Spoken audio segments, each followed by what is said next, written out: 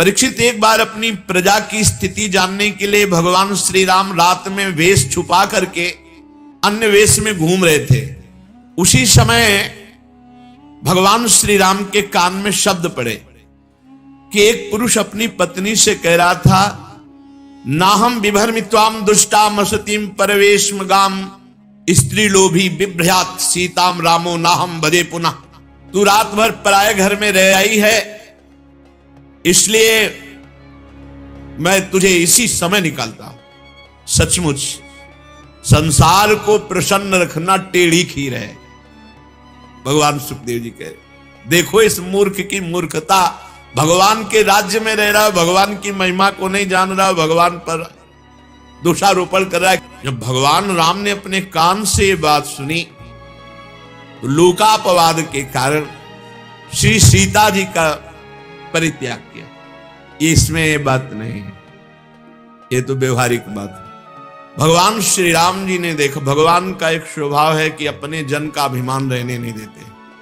और लंका जैसे सुरक्षित देश पर आक्रमण करके लंकाधिपति रावण, कुंभकर्ण, मेघनाथ, नरांतक, ऐसे ऐसे देवांतक, इन सब का नाश, तो सबके हृदय में अहंकार जागृत था, सबके हृदय में। यहां तक कि जो भगवान के कृपा पात्र बानर बलि थे, जांबवान तक के हृदय में थे। जांबवान जी ने भगवान की भुजाओं की तरफ देखा, कहा इतनी सुकोमल इनमें बल है कि नहीं, एक बार कैसे देखें।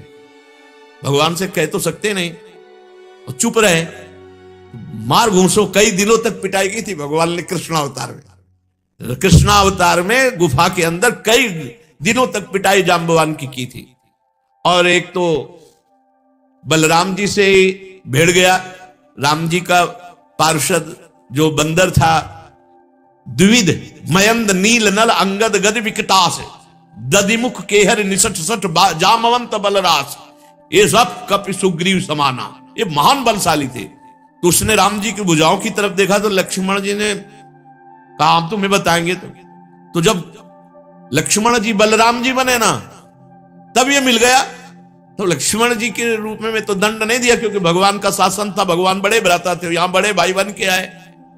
वो एक ही घूंसे में परम पद दे दिया बलराम जी ने। तो जितना परिकर था सबको अहंकार आ गया था। तो भगवान ने सोचा अहंकार का मर्दन कैसे हो, क्योंकि हम कैसे लड़े इनसे, पूरा परिकर कैसे लड़े। तो भगवान ने सोचा हम अपने अंश से इनको पराजित करेंगे। तो फिर ये लीला सीता जी को, अब सीता जी को जंगल में एकांत में छोड़ दिया। उधर भगवान वाल्मीकि जी ने जब देखा कि ये तो अरे चक्रवर्ती सम्राट महाराज दशरथ की कुलवधू सीता जो इस समय गर्भवती, ये सारा केवल अहंकार दूर करने का खेल था। और परंपरा थी ऋषियों के पास ही बालकों का पूरा पठन पाठन, अध्ययन, अध्यापन आदि की पूरी दीक्षा शिक्षा सब। तो वाल्मीकि जैसे महापुरुष कई कारण, ऐसे नहीं भगवान की अपवाद के कारण भेज दिए, ऐसे किसी ने कह दिया, धोबी ने कह दिया, भगवान ने भेज दिया। उसका कारण था अहम का नाश करवाना अपने जनों का, क्योंकि और कोई उपाय ही नहीं था कि हो सकता, कोई उपाय नहीं था। राम बल से बलवान को कोई नीचा दिखा सकता है तो राम ही बल दिखा सकता है। तो वहां लवकुश का प्रादुर्भाव हुआ। महर्षि वाल्मीकि जी त्रिकालज्ञ महापुरुष, उन्होंने अपने ज्ञान के द्वारा पूर्ण धनुर्वेद सब वेदों से परिपूर्ण कर दिया लवकुश को। सामर्थ्य ऐसी कि त्रिभुवन में कोई लवकुश का सामना नहीं कर सकता। अब भगवान जब अश्वमेध यज्ञ, तो घोड़ा छोड़ा जाता है, तो घोड़ा छोड़ा गया, छोटे भाई कुश ने पकड़ लिया। थोड़ी देर जब नहीं आए तो लव व्याकुल हो गए, कहां है? तो देखा मस्तक पर लिखा होता था घोड़ा कहां का है, कौन का है, कि सब पूरा। उन्होंने देखा अयोध्यापति चक्रवर्ती सम्राट राजा धीराज भगवान श्री राम। ये क्या किया? तुमने कहा इनके साथ सैनिक मुझे बहुत अहंकार भरे दिखाई दिए, मुझे लगा थोड़ा खेलूं इनसे युद्ध में। बोले चक्रवर्ती सम्राट राम, राम का जिन्होंने सिया का त्याग किया किसी नगरवासी के कहने से, तब तो बिल्कुल नहीं घोड़ा छोड़ूंगा, मैं देखूंगा कैसा वीर है राम के दल में। छोटे से कुछ की बात सुनकर लो जी ने भी निश्चय किया, क्योंकि भगवत प्रेरित थे। अब जितने सैनिक थे एक को भी नहीं मारा, सबको मूर्छित कर दिया। उनमें से जिनको एक आध को होश आया, लौट के अयोध्या गए, बोले जंगल में 2 बालकों ने घोड़ा पकड़ा, अब आगे नहीं जाया जा सकता जब तक विजय श्री वहां नहीं होगी। हनुमान जी महाराज की तरफ देखा कि और योद्धा भेजने से पहले हनुमान जी महाराज तो ज्ञानी नाम अग्रगण्यम गए, देखा लो और कुश के हाथ में, तो उन्होंने सोचा ऐसा त्रिभुवन में वीर पुत्र किसका हो सकता है जो रघुनाथ जी के घोड़े को पकड़ ले। इतनी सामर्थ्य ही नहीं है, क्योंकि घोड़ा भी कोई साधारण थोड़ी भगवान के अश्वमेध यज्ञ का। तो जब उन्होंने अपनी भागवतिक दृष्टि से देखा तो भगवान के ही अंश लव को शरणागत हो गए। जैसे चाहो वैसे बांध लो, जैसे चाहो वैसे कर लो। जब ये खबर गई कि हनुमान जी को उन बालकों ने बांध लिया, तो पूरी अयोध्या में हाहाकार मच गया, पूरे वीरों में हाहाकार मच गया कि मेघनाथ ने गलती की थी, मेघनाथ ने गलती की थी, ब्रह्मास्त्र से बांधा। तो हनुमान जी एक बार तो सोचे, पर उनका ब्रह्मास्त्र की रक्षा करनी चाहिए, मर्यादा रखनी, इसलिए बंद गए। और क्या मर्यादा रखी, जब सभा में गए और जब पूंछ में आग लगाई गई तो ब्रह्मास्त्र अपने आप छोड़ के अंतर ध्यान हो गया। ब्रह्मास्त्र हनुमान जी को बांध सकता है क्या? कोई भी अस्त्र हनुमान जी को नहीं बांध सकता। कोई वीर पैदा नहीं हुआ ऐसा जो हनुमान जी को बंधन में डाल सके, कोई वीर पैदा नहीं हुआ। अपने आप में आ जाए तो कोई है ही नहीं इनके बराबर। हनुमान जी को बांध लिया, शत्रुघ्न भरत लक्ष्मण सब तमा उठे। राम जी ने कहा एक जाओ। अच्छा, जे भी कहा भैया कोई अयोध्या की तरफ से आ रहा है। बोले सांवले रंग के हैं।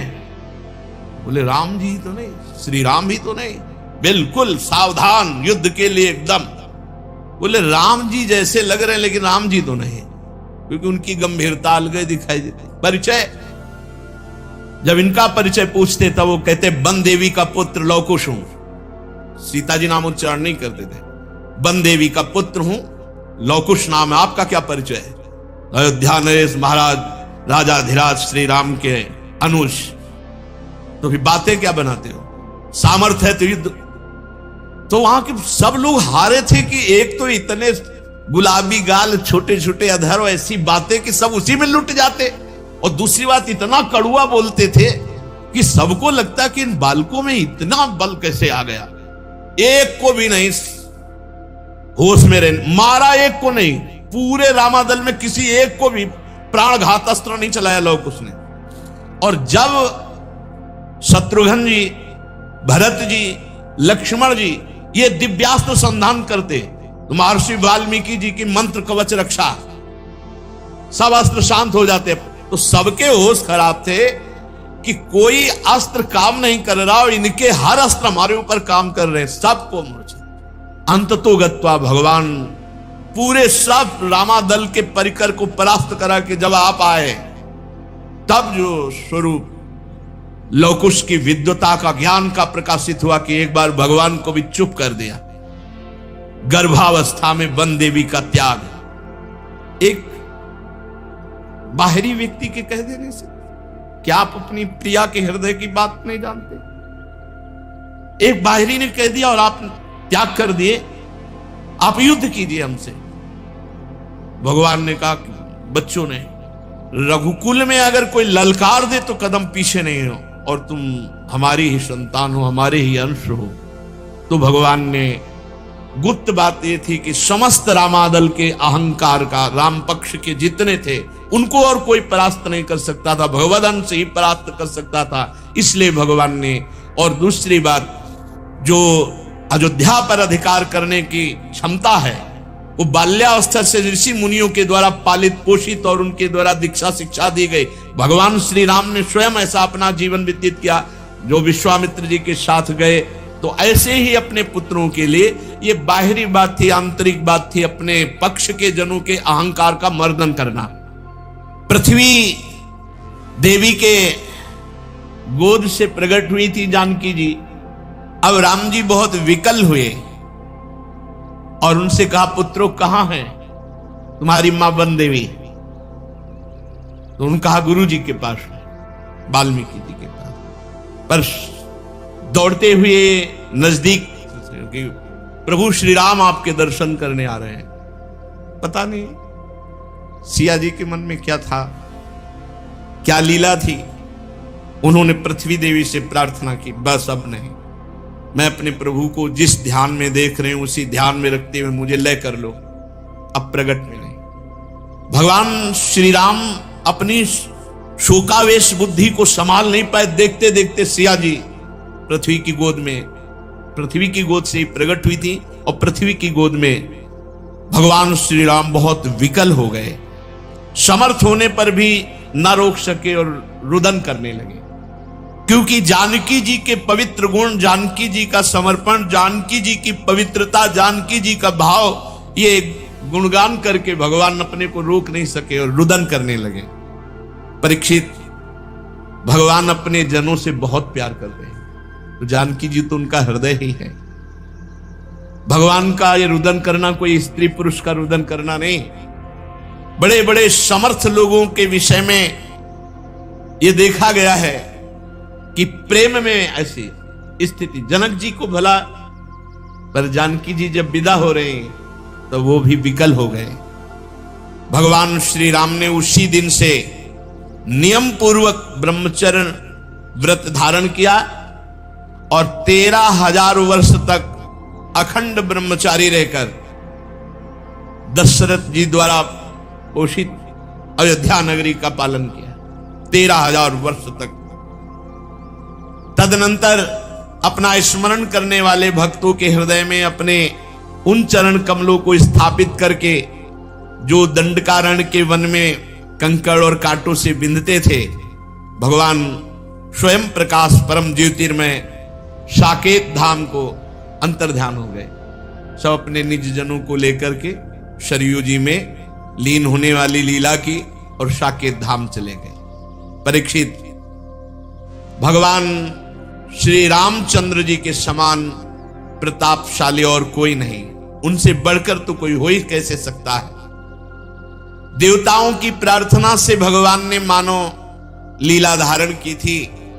रघुवंश शिरोमणि भगवान श्री राम के लिए कोई बड़े गौरव की बात नहीं कि उन्होंने अस्त्र शस्त्रों से रावण को मार डाला या समुद्र में पुल बांध दिया। भला उन्हें शत्रुओं को मारने के लिए किसी बंदरों की सहायता की आवश्यकता है? ये सब भगवान की मधुर लीला है।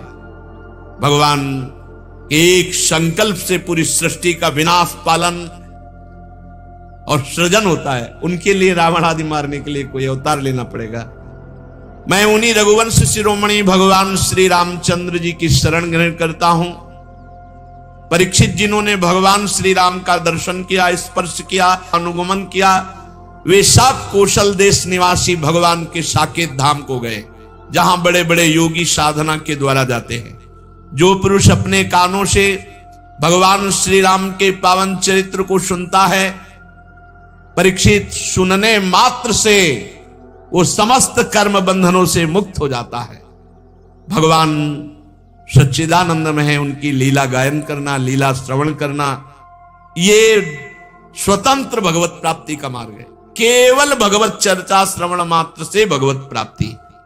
भगवान श्री राम, भगवान श्री कृष्ण और भी भगवान ने जो अवतार धारण किए, ये धारण ही अपने भक्तों के लिए किए कि उनका पावन जस गा गा करके समय व्यतीत करना और अंत में भगवान के दिव्य धाम में जाना।